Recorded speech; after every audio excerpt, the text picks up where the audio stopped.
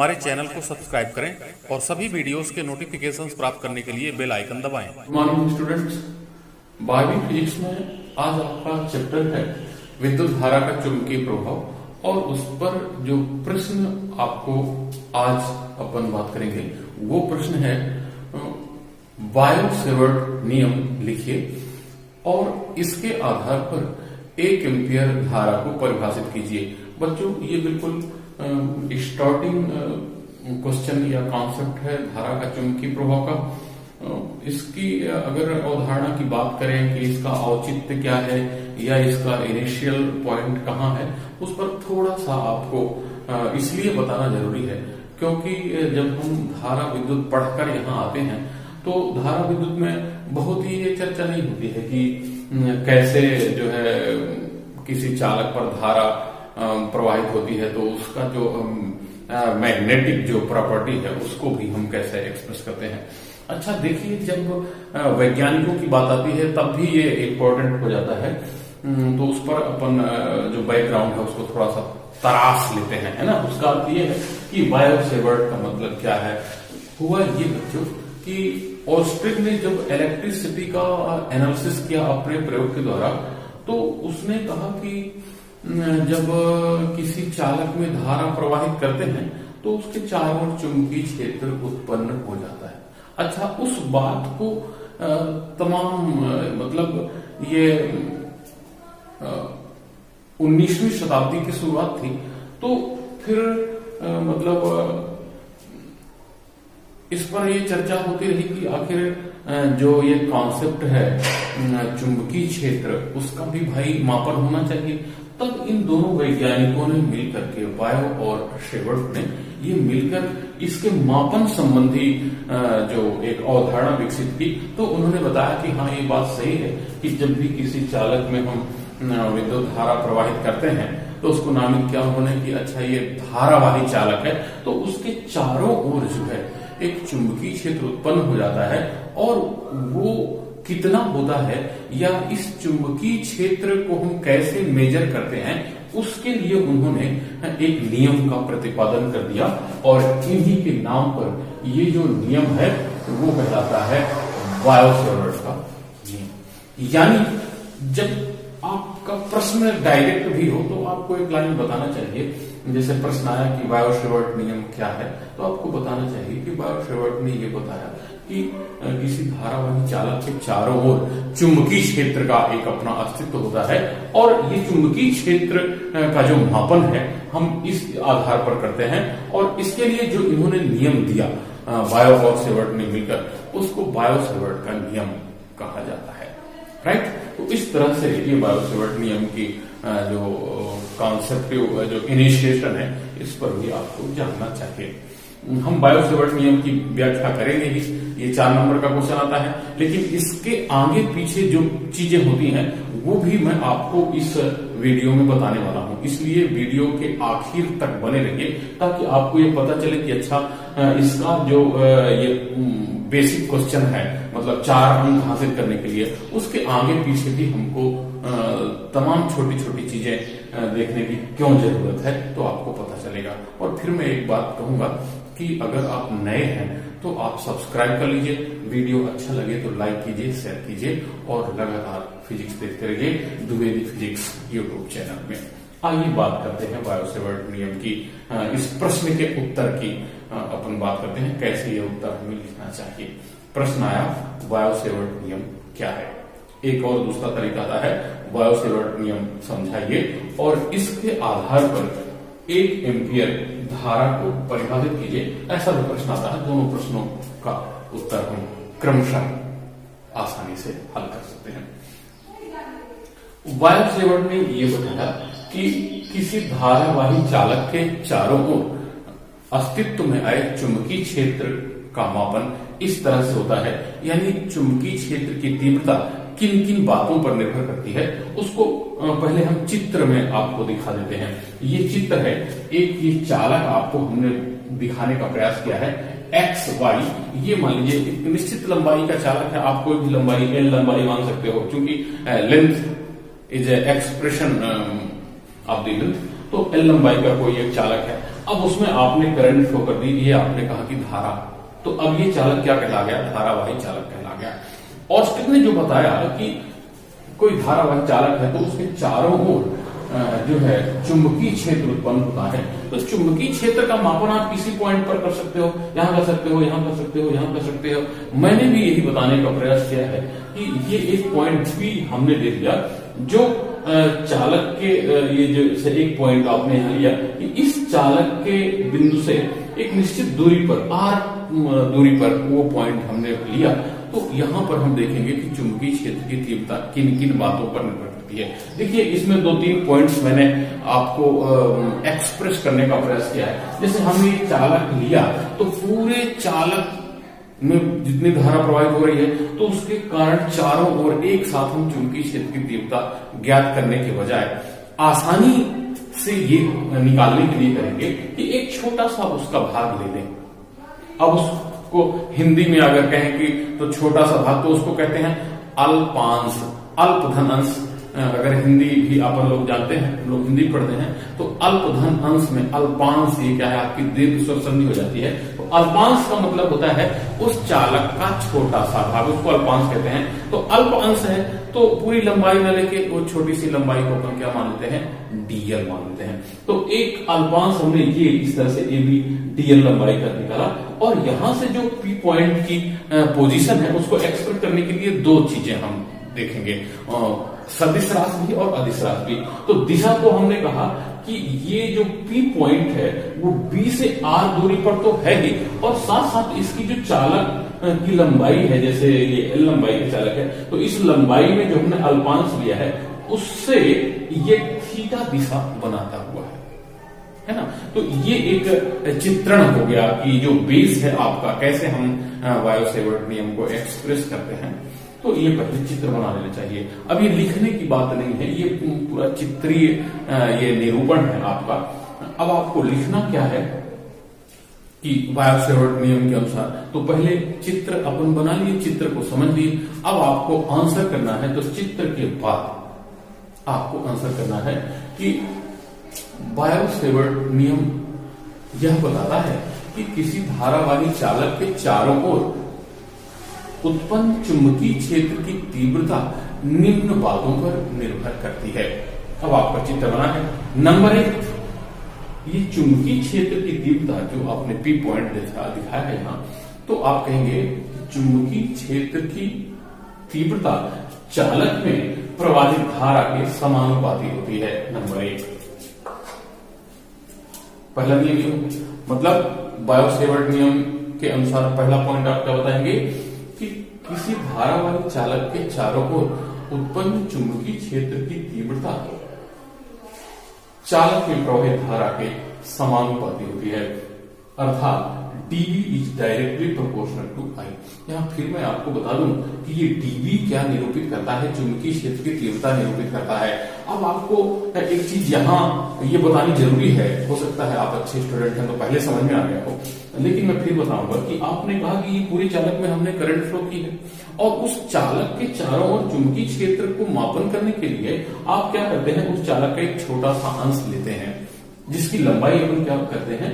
DL लेते हैं, right. तो डीएल यानी एक अल्प अंश, छोटा सा अंश है। तो उस चुंबकीय क्षेत्र की तीव्रता को जो हम पूरे चालक के सापेक्ष याद करने वाले हैं, उसको अगर हम कहें चुंबकीय क्षेत्र की तीव्रता बी है, तो इस छोटे से अंश के कारण, जिसकी लंबाई आपने डीएल माना है, तो उसके कारण चुंबकीय क्षेत्र की तीव्रता का निरूपण भी हम बी से न करके कैसे करते हैं? डीबी से करते हैं। यानी अल्प भाग के कारण जो तीव्रता का मान भी है उसको हम उस पूरी तीव्रता का एक अल्प अंश ही मानते हैं, तो उसको हम डीबी से एक्सप्रेस करते हैं, डिनोट करते हैं।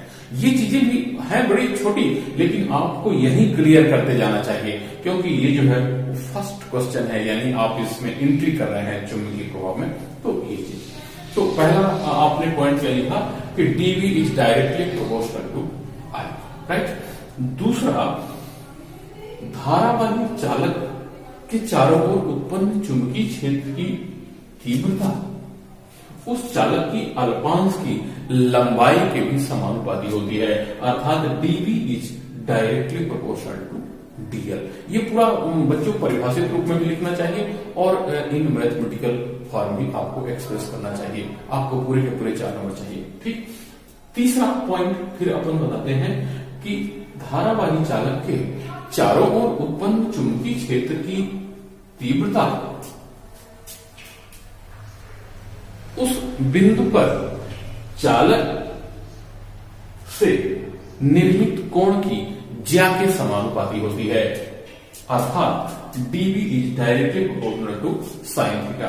कभी कभी डायरेक्ट लिख देते हैं कि उत्पन्न चुंबकीय क्षेत्र की तीव्रता साइन थीटा के समानुपाती होती है, लेकिन फिर उसमें थीटा को बताना पड़ता है कि जहां थीटा उस चालक के अल्पांश और बिंदु P के बीच निर्मित कोण है, ऐसा आपको बताना पड़ता है। जो आपको सरल लगे उसी भाषा में लिख लीजिए, राइट। तो ये तीसरा पॉइंट हो जाता है। अब चौथी बात हम बताते हैं कि धारावाही चालक के चारों ओर उत्पन्न चुंबकीय क्षेत्र की तीव्रता अल्पांश से बिंदु की दूरी के वर्ग के व्युत्क्रमानुपाती होती है, अर्थात dV is directly proportional to 1/r²।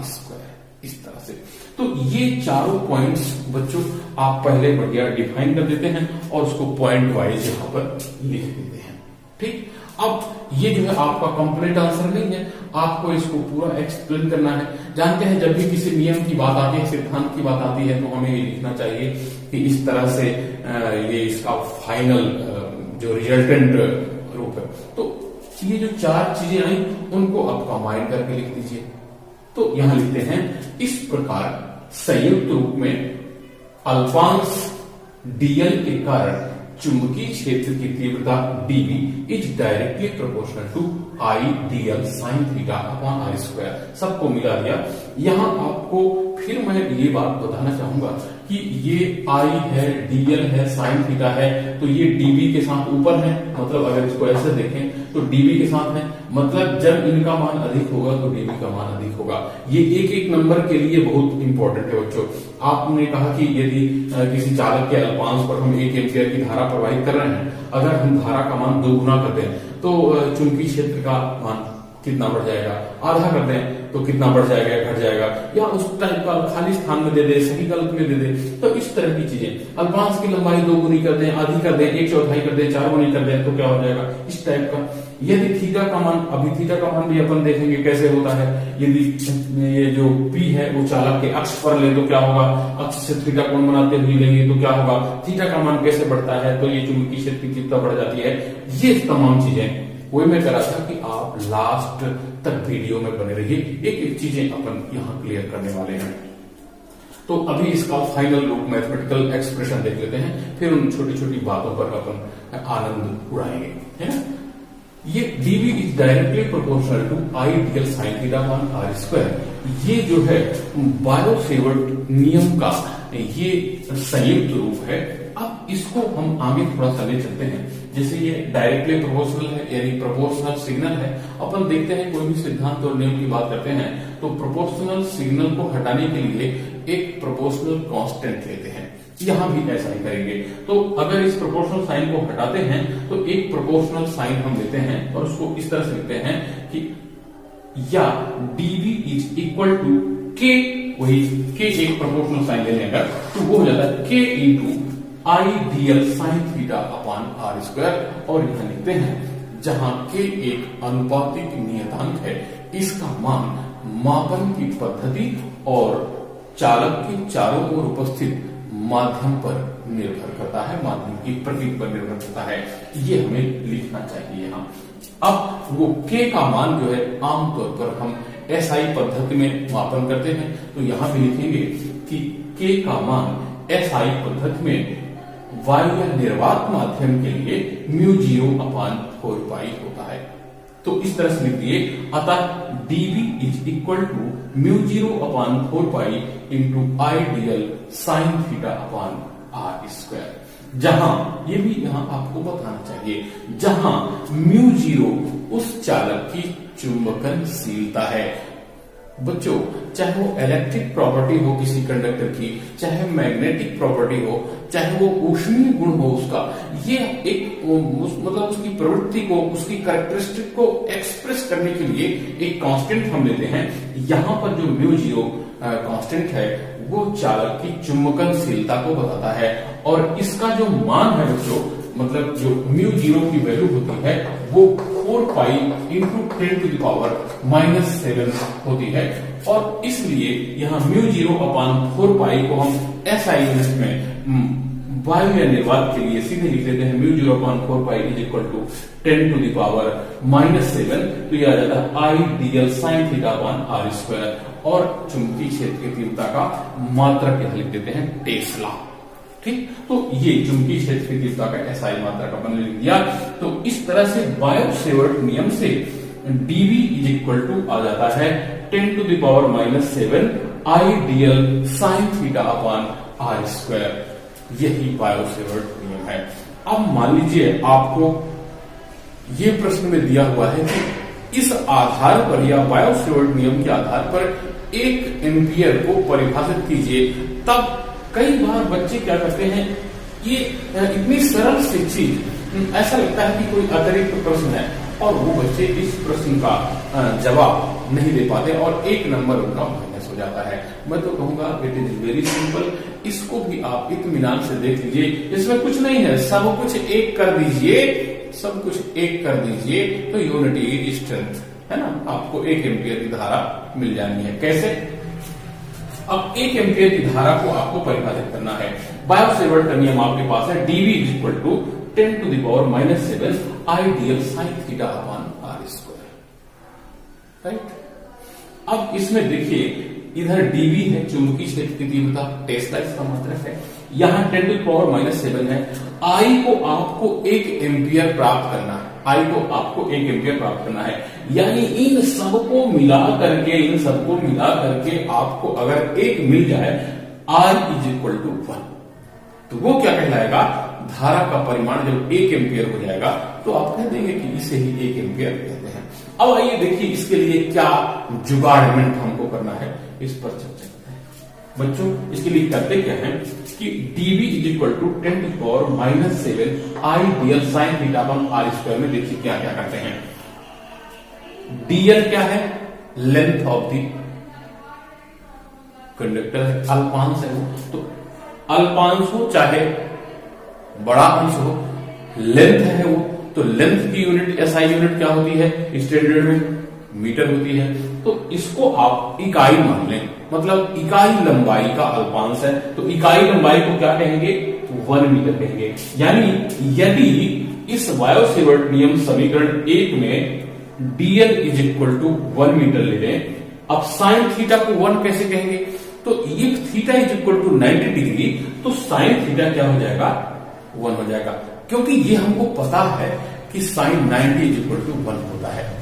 इसको दूसरे रूप में भी देखेंगे, लेकिन अभी की जरूरत ये है, तो केवल इतना समझें कि if theta is equal to 90 degree then sine theta is equal to 1। अब दोनों चीजें एक हो गई, ये भी एक हो गया, ये भी एक हो गया, बचे कौन सा, ये बचे R मतलब अल्पांश से वह बिंदु जहां पर चुंबकीय क्षेत्र की तीव्रता हमको ज्ञात करनी है वो कितनी दूर है, वो भी लेंथ आ गया ना बच्चों। फिर ये लेंथ का जो SI यूनिट है वो मीटर होता है, तो फिर R इज इक्वल टू भी अपन 1 मीटर जब रख देंगे, R is equal to 1 metre या R square is equal to भी 1 मीटर, तो आप देखिए ये भी 1, ये भी 1, ये भी 1, तो सब 1 हो गए, ये बचा 10⁻⁻7। अब यहां बचे ये साहब 10⁻⁻7। इस 10⁻⁻7 की सेवा करने के लिए आप क्या करिए कि जो लेफ्ट हैंड साइड में dV महाराज है ना, इनको भी 10⁻⁻7 कर दीजिए। आप देखेंगे कि 10⁻7 लेफ्ट साइड से और 10⁻⁻7 राइट हैंड साइड से, जब दोनों कट जाएंगे तो बॉस आपका क्या बचेगा, एम्पियर, धारा कितनी बचेगी, 1। तो ये आप लिख लेते हैं कि बायो-सेवर्ट नियम में यदि theta is equal to 90 degree, sine theta is equal to 1, यानी इसके कारण R is equal to 1 metre, dV is equal to 10⁻⁻7 tesla लिख लिया, आ गया ना इसका उद्धार करने के लिए, और dl is equal to 1 metre. तो इस तरह से ये समीकरण आपका दिखने लगता है 10⁻⁻7 is equal to this thing, और ये सब ठीक है। सेवा आपने पूरी कर दी तो I is equal to 1 ampere कहला गया। इसे ही 1 एम्पियर धारा कहते हैं। कभी कभी तो आपको कहता है कि ज्ञात कीजिए की जगह कहा कि 1 एम्पियर को परिभाषित कीजिए, तो वेरी सिंपल, जो जो एक है तो आप उसको परिभाषित रूप में कह दीजिए। अर्थात यदि किसी चालक के एकांक अल्पांश में, यदि किसी चालक के एकांक अल्पांश में विद्युत धारा प्रवाहित करें और उस अल्पांश से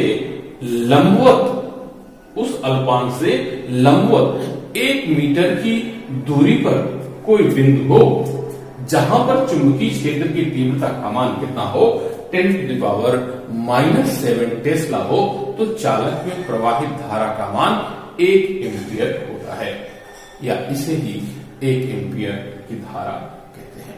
तो इस तरह से बच्चों आपको 4 नंबर कंप्लीट लेने के लिए ये पूरी चीज लिखनी पड़ती है।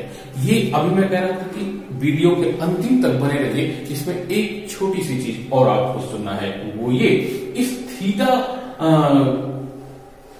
का क्या रोल है, थीटा क्या मजेदार चीज बताता है। देखिए ये थीटा जो है 0 से 90 डिग्री तक अपन अगर पढ़े, थोड़ी सी यहां पर इसको हम characteristics of the Biot-Savart law कहते हैं, बायो-सेवर्ट नियम की महत्वपूर्ण विशेषता कहते हैं।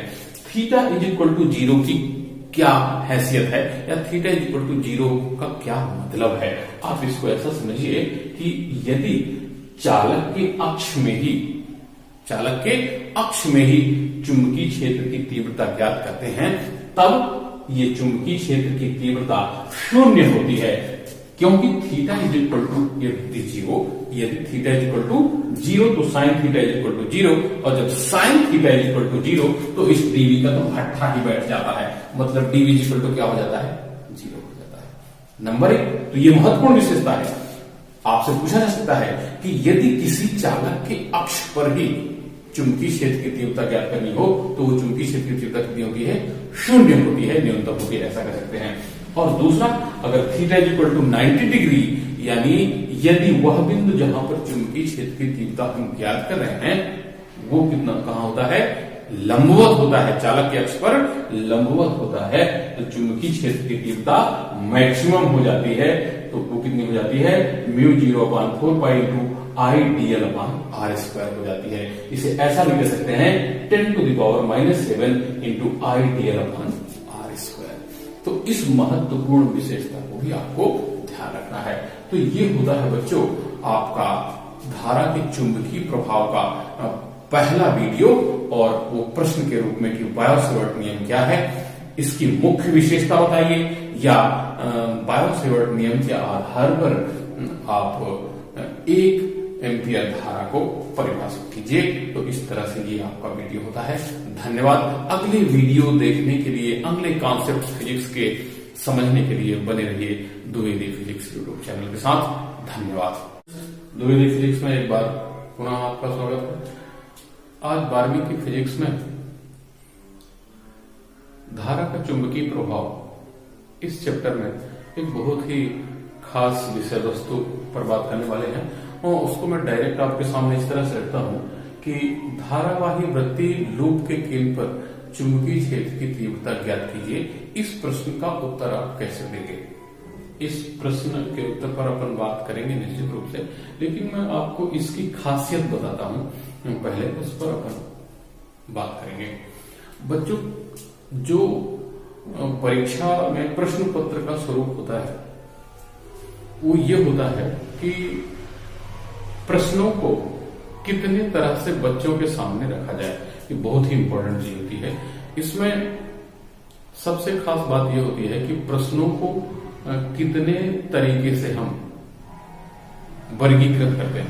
उसमें एक वर्गीकरण की श्रेणी ये होती है कि सरल तरीके के प्रश्न और अधिक से अधिक नंबर देने वाले प्रश्न रखें।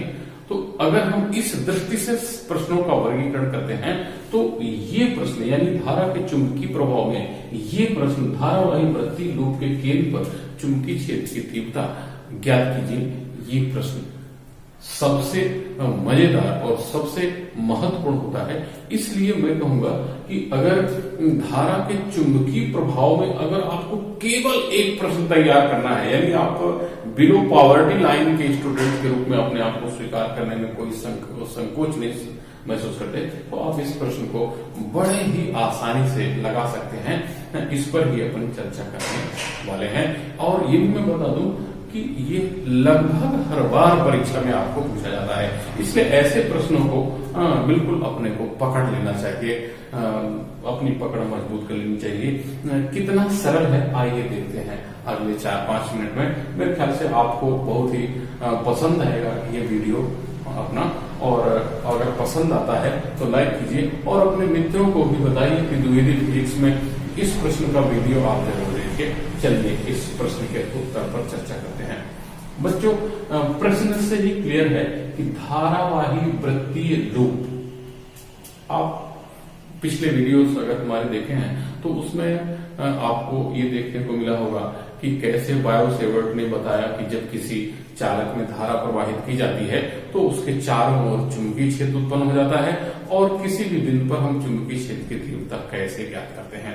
बच्चों, उसमें एक चीज बहुत महत्वपूर्ण ये होती है, वो होती है कि चालक का आकार कैसा है, और तब उस चालक के सापेक्ष वो बिंदु जहां पर चुंबकीय क्षेत्र की तीव्रता ज्ञात करते हैं वो कहाँ स्थित है और कितने कोण पर स्थित है। इस दृष्टि से कई तरह से हम चुंबकीय क्षेत्र की तीव्रता का मापन कर लेते हैं बायो-सेवर्ट नियम के एप्लीकेशन के द्वारा, और उसी श्रेणी में ये प्रश्न भी आपको हल करना है। तो जब हम कहते हैं कि धारावाही वृत्तीय लूप, यानी एक ऐसा चालक जिसमें धारा प्रवाहित की गई है, उसका जो शेप है वो वृत्तीय लूप का है, यानी that is a circle shape, मतलब उसका जो आकार है, उसकी जो आकृति है वो वृत्त की भांति है।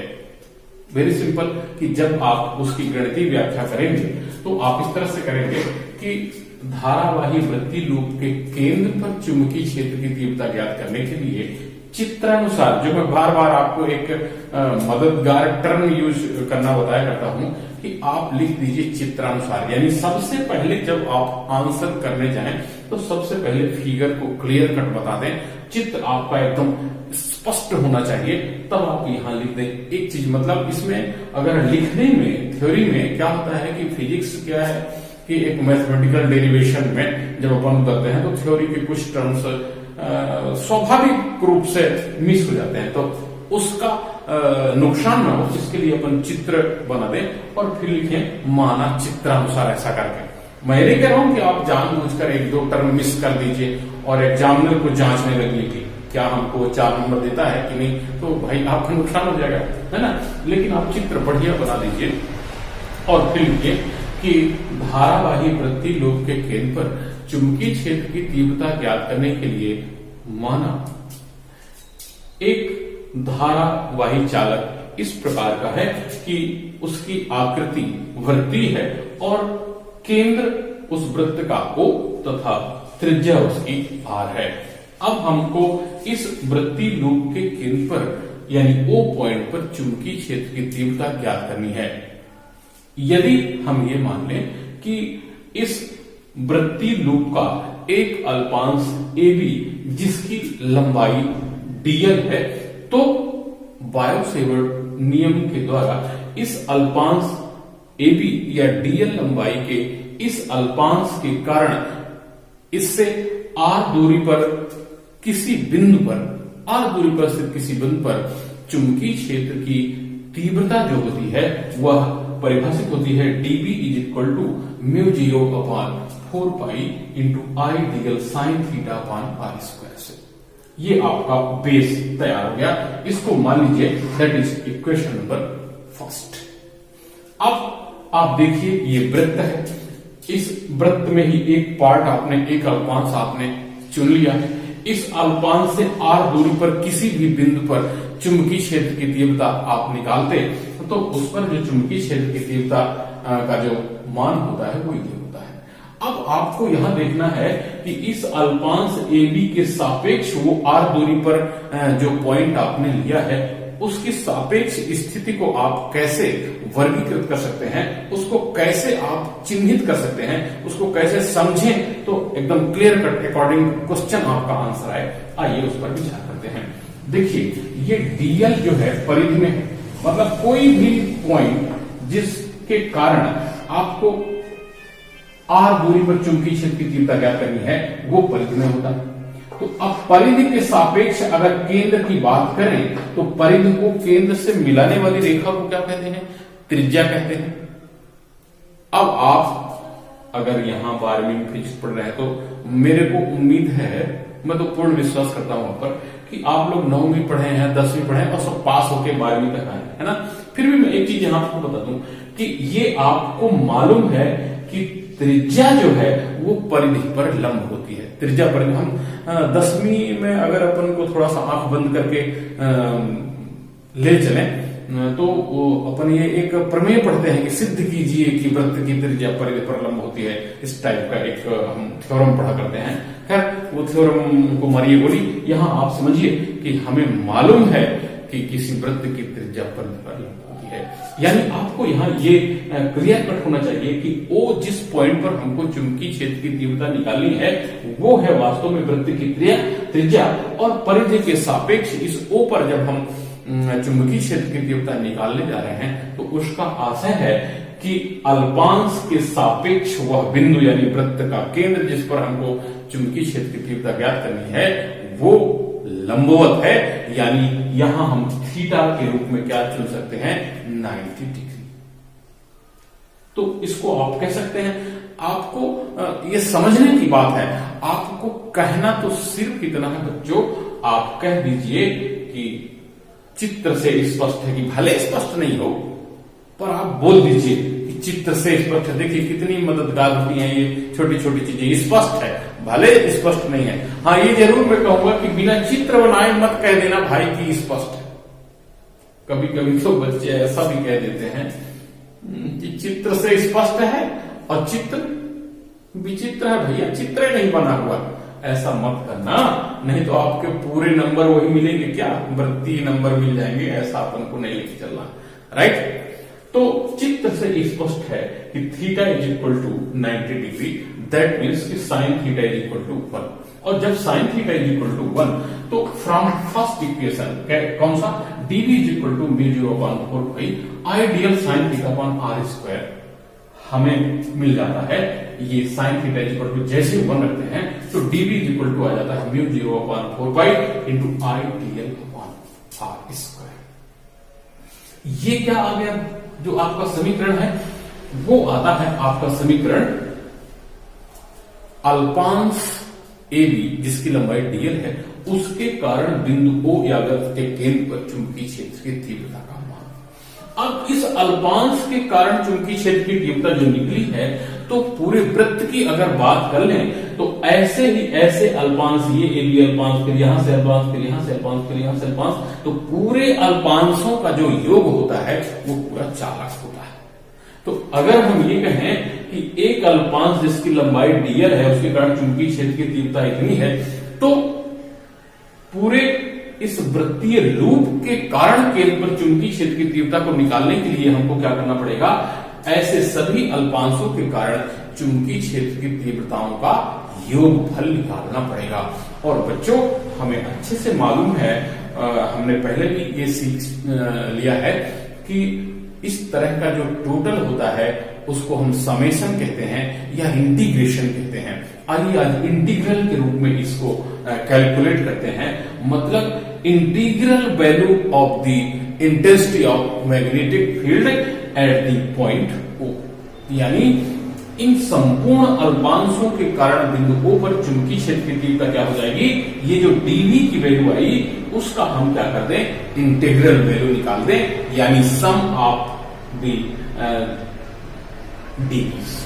इस तरह के dv's का समेशन निकाल दें तो ये आ जाएगा इस तरह से, यानी p इक्वल टू आ जाएगा integral calculation of the dv with respect to length, with respect to l। तो ये आ जाएगा। अब इसकी वैल्यू आपके पास है dv की μ0/4 इंटू IDL/r², ये आपने रख दिया। आपको लेंथ के रिस्पेक्ट जो है मैग्नेटिक फील्ड कैलकुलेट करना है, तो exception of the length other quantities may be taken as constant, मतलब आप dl के सिवाय जो अन्य राशियां हैं, चाहे वो μ0/4 हो, तो पहले से बेचारा कांस्टेंट है, वो झगड़ा कर ही नहीं रहा है। ये जो आई है धारा और ये जो r है, इसको भी हम कांस्टेंट मान लेंगे, क्योंकि we have to calculate with respect to length of the conductor, है ना। तो हमको यहाँ चालक की लंबाई का कैलकुलेशन करना है, तो इस तरह से आपको ये मिल जाएगा μ0/4 इंटू I/r² को आप बाहर निकाल लेंगे और इसका जो है आप इंटीग्रल कैलकुलेशन कर लेंगे। अब आप देखिए, ये integral calculation of the length क्या है, वो सर्किल की टोटल लेंथ है, मतलब initial point two and point total length क्या होती है। किसी सर्किल के बारे में हम ये जानते हैं कि उस सर्किल के तार की या धागे की जो कुल लंबाई होती है, वह वृत्ति परिधि के रूप में कैलकुलेट होती है। यानी अगर हम माने हैं कि इस वृत्त की त्रिज्या r है, तो वो वृत्त की परिधि यानी इंटीग्रल वैल्यू आप देख dl होता है, वो क्या हो जाता है 2πr। यानी as a integral value of dl we have to put 2πr। तो इस तरह से μ0/4 इंटू I/r² के साथ मल्टीप्लीकेशन हो जाएगा केवल किसका 2πr का। तो इस तरह से वृत्त के केंद्र पर संपूर्ण वृत्तीय लूप के कारण जो चुंबकीय क्षेत्र की तीव्रता b है, उसकी वैल्यू मिल जाती है बच्चों कि μ0/4 इंटू I/r² में मल्टीप्लीकेशन करने पर किसका 2πr का। 2πr का मल्टीप्लीकेशन किया, ये 2 दूनी 4 हो गया, पाई से पाई कैंसिल हो गया, r से r भी कैंसिल हो गया, यानी ऊपर बचता है क्या μ0 I बचता है और नीचे क्या बचता है 2 दूनी 4 के कारण ये 2 बचता है और एक r से ये r पार हो जाता है, सिर्फ एक r बचता है। यानी जो वृत्तीय लूप के केंद्र पर चुंबकीय क्षेत्र की तीव्रता b आती है, वो होती है μ0I/2r। इस तरह से अब देखिए, ये एक वृत्तीय लूप है। अगर हम ये कहें कि ये एक ऐसी कुंडली है जिसमें हम कई फेरे लपेटते हैं, तो एक फेरे के लिए एक फेरे का हो गया 2πr, 2 फेरे हो जाएंगे तो 2 इंटू 2πr, 4 फेरे हो जाएंगे तो 4 इंटू 2πr। यदि हम ये मान लें कि ये जो आपका वृत्तीय लूप है, उसमें एक तार के n फेरे लगा दिए गए हैं। कितने फेरे लगा दिए हैं? n फेरे।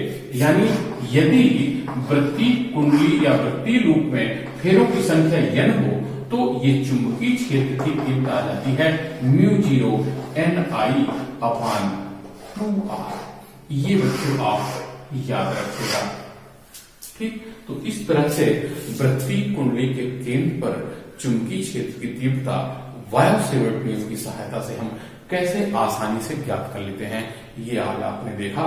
आगे भी इसी तरह नई नई अवधारणाओं को फिजिक्स में समझने के लिए बने रहिए द्विवेदी फिजिक्स यूट्यूब चैनल के साथ।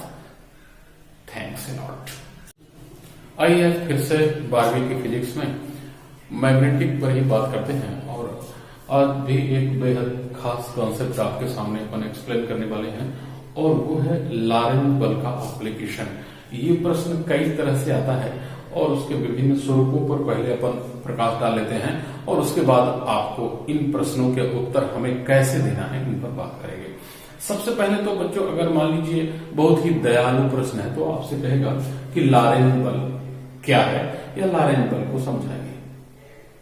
दूसरा स्वरूप इसका आता है कि लॉरेंट बल की सहायता से एक समान चुंबकीय क्षेत्र में आवेशित कण की गति की व्याख्या कीजिए।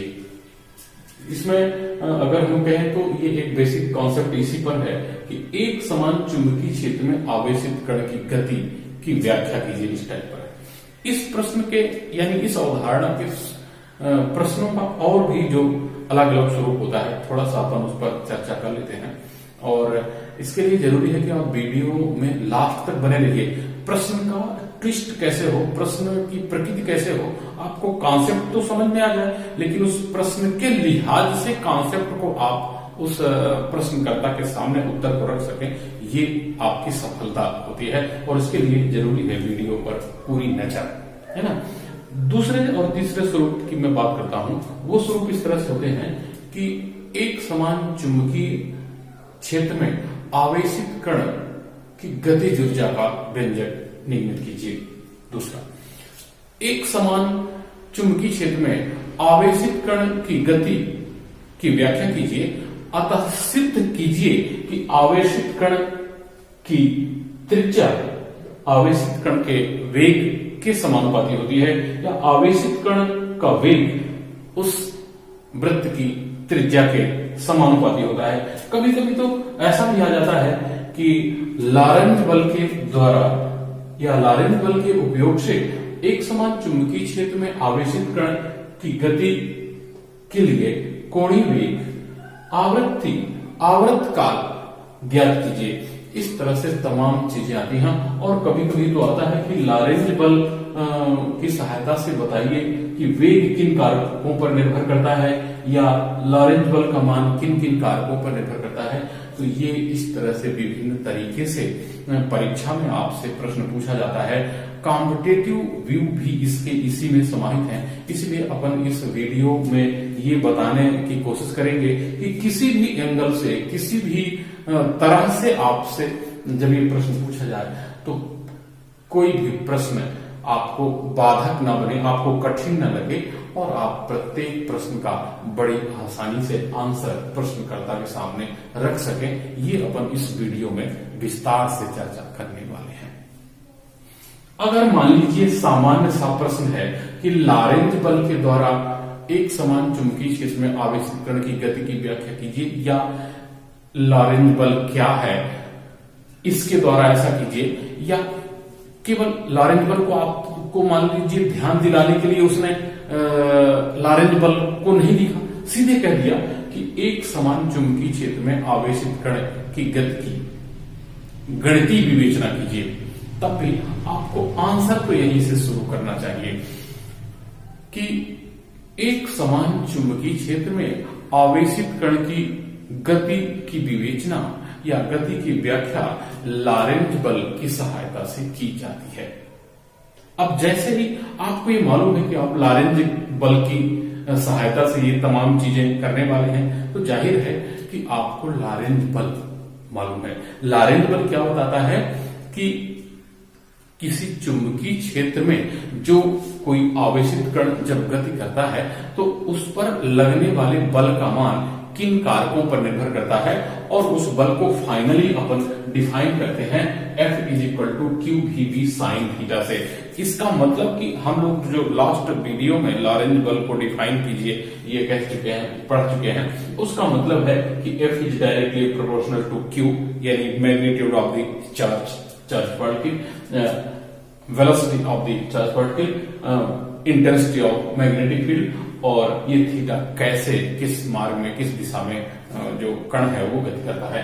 तो अपन यहां जो क्वेश्चन है उसके लिहाज से आंसर कहां से शुरू करेंगे कि एक समान चुंबकीय क्षेत्र में आवेशित कण की गति की व्याख्या लॉरेंज बल से की जाती है।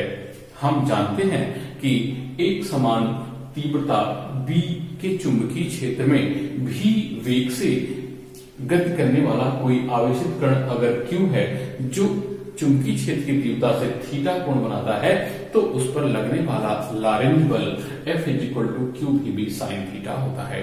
आप इसको डायरेक्ट भी लिख सकते हैं कि एक समान चुंबकीय क्षेत्र में आवेशित कण की गति की व्याख्या लॉरेंज बल से की जाती है, और हमें मालूम है, आपको मालूम है, और हमें मालूम है कि लॉरेंज बल का मान F = होता है QVB sin थीटा। इस समीकरण से आप चूंकि देखिए आपको गति की व्याख्या करना है, इसलिए आपको वो कण को बताना है कि कैसे गति करता है, यानी वेलोसिटी पर कैसे ये फोर्स डिपेंड करता है, और थीटा पर कैसे ये फोर्स डिपेंड करता है, और थीटा चेंज होता है तो कैसे ये वेलोसिटी अपने आप चेंज होती है, ये आपको ध्यान रखना है। अब देखिए बच्चों, इसको हम यहां से शुरू करते हैं कि लॉरेंज बल की परिभाषा से हमको मालूम है कि F is equal to Q V sine theta. इसमें पहली स्थिति की बात करें कि यदि V इज इक्वल टू 0, मतलब यदि आवेशित कण की चाल शून्य हो तो उस पर लगने वाला बल शून्य होता है, नंबर 1। नंबर 2, यदि थीटा इज इक्वल टू 0 यानी आवेशित कण की गति चुंबकीय क्षेत्र की तीव्रता की दिशा में ही हो, तब भी लगने वाला बल जो है शून्य होता है। और तीसरा पॉइंट जो सबसे इंपॉर्टेंट है, यही क्वेश्चन का आंसर जो है देता है, वो ये है कि यदि theta is equal to 90 degree यानी sine theta is equal to 1, तो F is equal to Q V B. इसे हम ये कहते हैं कि यदि कोई आवेशित कण चुंबकीय क्षेत्र की तीव्रता की दिशा के लंबवत गति करता है, तब उस पर न केवल लॉरेंज बल लगता है, बल्कि लगने वाले लॉरेंज बल का मान अधिकतम होता है। और ऐसी दशा में ये इंपॉर्टेंट क्यों होता है, ये भी आपको बताना चाहिए। आपको यहां लिखना होगा कि तीसरी स्थिति में, अर्थात जब कोई आवेशित कण चुंबकीय क्षेत्र की तीव्रता के लंबवत दिशा में गति करता है, तो उस पर अधिकतम लॉरेंज बल कार्य करता है। और ऐसी स्थिति में जो आवेशित कण की गति का मार्ग है वह वृत्तीय होता है। आप पहले जाएं, शुरू में आंसर जब आप स्टार्ट किए थे तब आपने कहा था कि लॉरेंज बल ही यह विवेचना करता है कि एक समान चुंबकीय क्षेत्र में आवेशित कण की गति कैसे होती है। तो आपको यहां जब आपने कहा कि इस स्थिति में लगने वाला लॉरेंज बल अधिकतम होता है और आवेशित कण की गति का जो मार्ग है वह वृत्तीय होता है, फिर व्याख्या का मतलब यहीं से स्टार्ट होता है। और अब आप यहां से लिखेंगे कि इस स्थिति में वृत्तीय गति के लिए, अब देखिए आपने वृत्तीय गति के लिए ये चीज पढ़ा है कि कोई भी कण, चाहे वो आवेशित हो चाहे अनावेशित हो, वह वृत्तीय गति में तभी होता है, या वृत्तीय मार्ग में किसी भी कण की, किसी भी पार्टिकल की जो मोशन है वह तभी पॉसिबल होती है जब उसे आवश्यक अभिकेंद्र बल मिलता है। तो ये लॉरेंज बल क्या करता है कि जब भी एक समान चुंबकीय क्षेत्र में, चुंबकीय क्षेत्र के लंबवत कोई आवेशित कण गतिशील होता है, तो उसे वृत्तीय मार्ग में गति करने के लिए आवश्यक अभिकेंद्र बल की प्राप्ति लॉरेंज बल के द्वारा होती है। यहां ये लिखना, व्याख्या में बच्चों ये लिखना जरूरी है, इसलिए मैंने लिख दिया है कि इस स्थिति में आवेशित कण की गति वृत्तीय गति होती है और इसके लिए आवश्यक अभिकेंद्र बल लॉरेंज बल से ही मिलता है। अर्थात जो आवश्यक अभिकेंद्र बल का मान है, आवश्यक अभिकेंद्र बल का जो मान है वह लॉरेंज बल के द्वारा प्राप्त होता है।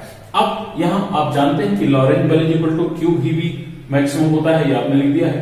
यहां एक लाइन आपको जरूर लिखना चाहिए कि यदि हम ये मान लें कि लॉरेंज बल के कारण m द्रव्यमान का जो आवेशित कण है वह r त्रिज्या के वृत्तीय मार्ग में गति करने लगता है, तब परिभाषा से उस आवेशित कण पर लगने वाला जो अभिकेंद्र बल है वो mv²/r होता है।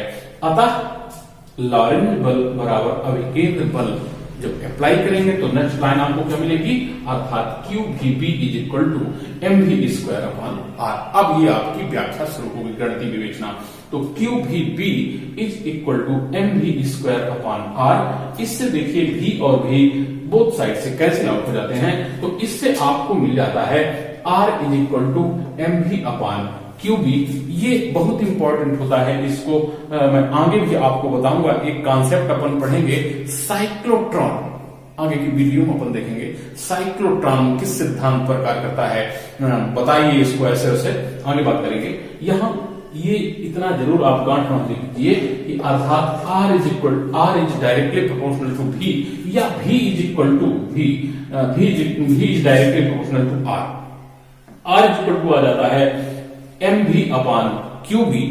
तो अर्थात वृत्तीय मार्ग में गतिशील कण की जो त्रिज्या है वह कण की चाल के समानुपाती होती है।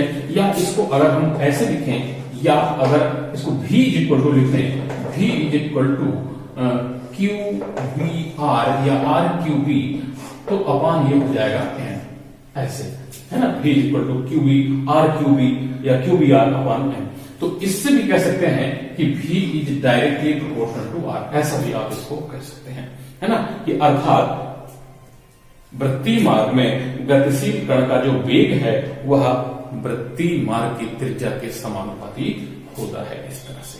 तो एक चीज आपसे इस तरह से पूछी जाती है। अब दूसरे स्वरूप में मान लीजिए क्वेश्चन आपका ये है कि लॉरेंज बल के द्वारा वृत्तीय मार्ग में गतिशील कण के लिए कोणीय वेग का व्यंजक ज्ञात कीजिए या कोणीय आवृत्ति निकालिए। तो इस तरह से आप कैसे ज्ञात करेंगे? कोणीय वेग बराबर ओमेगा इज इक्वल टू होता है v अपान आर, या v is equal to R omega से हम जानते हैं कि जो रेखीय चाल होती है कोणीय चाल और उस वृत्त की त्रिज्या के गुणनफल के बराबर होती है, 11वीं में हमने पढ़ा था। तो इससे हम जानते हैं कि कोणीय वेग ओमेगा इज इक्वल टू होता है v अपान आर। तो ये v है और r की वैल्यू आपके पास ये है mv अपान qv। तो इसका जब मान रख देते हैं तो कोणीय वेग बराबर आपके पास आता है omega is equal to qv upon m। आवृत्ति अगर आपसे पूछे तो उसके लिए आवर्तकाल और आवृत्ति एक दूसरे के व्युत्क्रमानुपाती होते हैं, व्युत्क्रम के बराबर होते हैं। तो आवर्तकाल यानी एक चक्कर लगाने में लगा हुआ समय भी आप लॉरेंज बल के द्वारा निकाल सकते हैं। t इज इक्वल टू होता है 2 पाई अपान ओमेगा, ओमेगा की वैल्यू आपने यहां से प्राप्त कर ली है, तो वो हो जाएगा 2 पाई m अपान qb। तो इस तरह से आप लॉरेंज बल के द्वारा आवेशित कण की गति की व्याख्या, तमाम जो भी टर्म आपसे पूछ जाए बच्चों, उसको आप इस तरह से आसानी से ज्ञात कर सकते हैं। इसमें एक बात बड़ी प्रमुखता से पूछी जाती है कि आवेशित कण की गतिज ऊर्जा की व्याख्या कीजिए। अब मान लीजिए आया आपकी आवेशित कण की गतिज ऊर्जा, तो आपको जब गतिज ऊर्जा की बात आए तो आपको इन टर्म्स को निकालना जरूरी नहीं है। ये मैंने इसलिए बताया कि प्रत्येक टर्म्स कैसे निकालना है, किस पर डिपेंड करती है, ये सब आपको मालूम होना चाहिए। अब आइए मान लीजिए आपको निकालना है गतिज ऊर्जा। तो गतिज ऊर्जा को देखिए, किसी भी गतिशील कण की जो गतिज ऊर्जा होती है वो होती है 1/2m इंटू v स्क्वायर, यानी द्रव्यमान और वेग पर निर्भर करती है।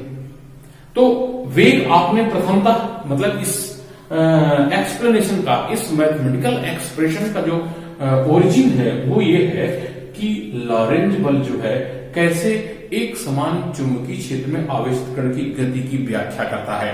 तो लॉरेंज बल क्या प्रदान करता है? आवश्यक अभिकेंद्र बल प्रदान करता है, ये आपने डिराइव कर दिया। तो इससे आपको v की वैल्यू बड़े आसानी से q v r upon m मिल जाती है।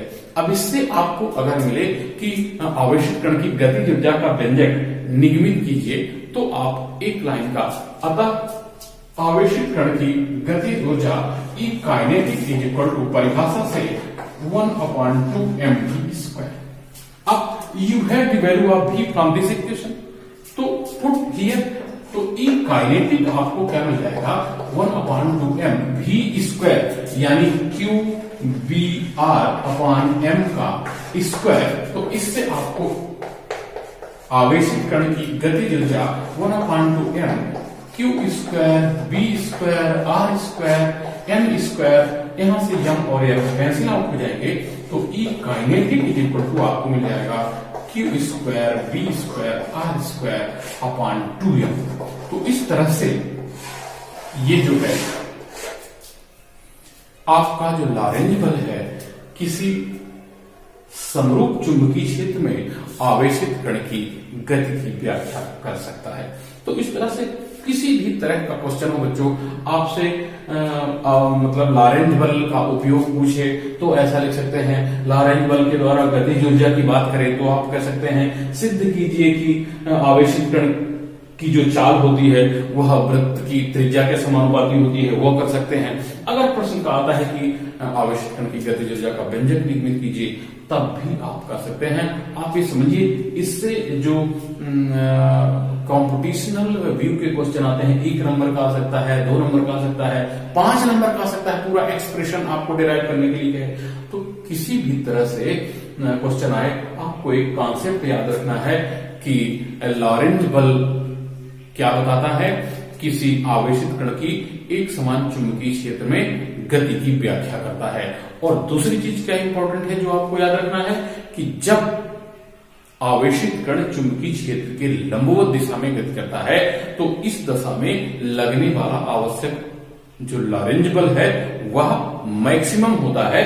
और ऐसी स्थिति में दूसरी चीज जो आवेशित कण की गति का मार्ग है वो वृत्तीय होता है। इसको तीसरे तरह से कैसे करते हैं आप, इस तरह से कहते हैं कि जब लॉरेंज बल का मान अधिकतम होता है अर्थात जब आवेशित कण चुंबकीय क्षेत्र के लंबवत गतिशील होता है तब आवश्यक अभिकेंद्र बल जो है लॉरेंज बल से मिलता है। और इस तरह से V is directly proportional to R आप प्राप्त करते हैं और इस तरह से गतिशील कण की गतिज ऊर्जा भी आसानी से आप ज्ञात कर सकते हैं। तो इसी तरह से बच्चों और भी आवश्यक और महत्वपूर्ण अवधारणाओं को आसानी से समझने के लिए बने रहिए हमारे साथ, यानी द्विवेदी फिजिक्स यूट्यूब चैनल के साथ। थैंक यू, फिर मिलेंगे अगेन। Thank you.